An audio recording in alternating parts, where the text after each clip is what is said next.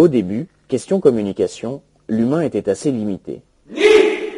Mais rapidement, il diversifia les moyens d'échanger et de recueillir des informations de plus en plus diverses. À la fin du XXe siècle, il inventa l'ordinateur. Mais un jeune informaticien américain avait décidé d'en profiter pour fonder le plus grand empire commercial de cette fin de siècle. Big Bilou n'était pas un génie de l'informatique, mais il présentait bien. Il avait breveté un nouveau système d'exploitation qui ne fonctionnait pas très bien, mais était très bon marché. Un système d'exploitation, c'est ce qui contrôle tous les rapports entre les machines, les programmes et l'utilisateur. Peu de temps avant Big Bilou, d'autres informaticiens avaient également produit un nouveau système d'exploitation. Le premier à utiliser une souris, permettant de cliquer sur des icônes pour ouvrir des fenêtres. Bref, le premier système d'exploitation utilisable par un individu lambda.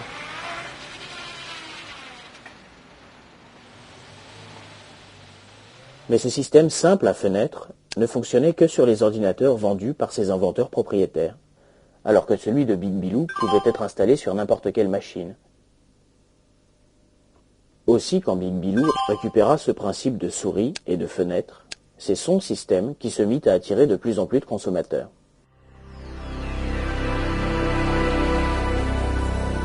Big Bilou s'arrangea ensuite avec les constructeurs d'ordinateurs personnels pour qu'ils équipent leurs machines uniquement avec son système. Ainsi, leurs utilisateurs n'auraient plus d'autre choix que d'acheter exclusivement les logiciels vendus par Big Bilou. Dès lors, Big Bilou n'eut plus qu'à sortir tous les 2 ans de nouveaux programmes, ainsi qu'une version un peu moins défectueuse de son système d'exploitation, pour s'assurer que les consommateurs achètent régulièrement ses produits.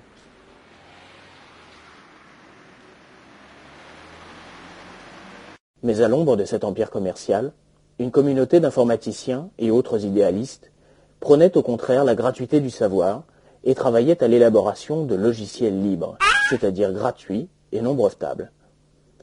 Or, un beau jour de 1992, un étudiant finlandais du nom de Linus Torvald inventa à partir de ces logiciels libres un nouveau système d'exploitation. Et alors que Big Bilou avait toujours gardé secret ses codes sources, le jeune informaticien décida au contraire de faire partager gratuitement son invention à la planète. Ainsi naquit le système GNU Linux, qui se développa très rapidement grâce à Internet et devint l'ennemi juré de Big Bilou en tant que noyau du combat pour les logiciels libres. Big Bilou a toujours été le plus fort dans l'art de la guerre commerciale. Il équipe aujourd'hui 96% des ordinateurs de la planète.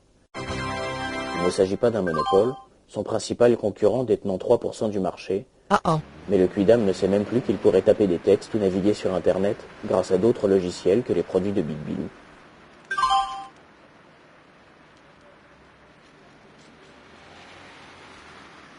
Pourtant, le système GNU Linux a dépassé le stade où seuls de vrais informaticiens pouvaient l'utiliser. Aujourd'hui, des distributeurs proposent des versions préfabriquées du système GNU Linux, utilisables par des non-initiés et permettant tout ce que les produits de Big Bilou permettent, mais en plus solide, plus fiable, plus résistante aux virus, et gratuitement. Pour le moment, le grand public préfère toujours les produits de Big Bilou.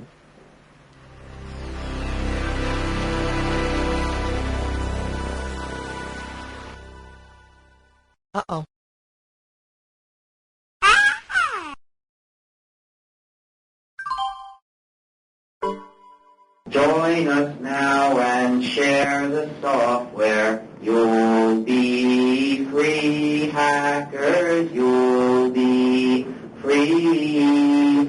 Join us now and share the software. You'll be free, hackers, you'll be free.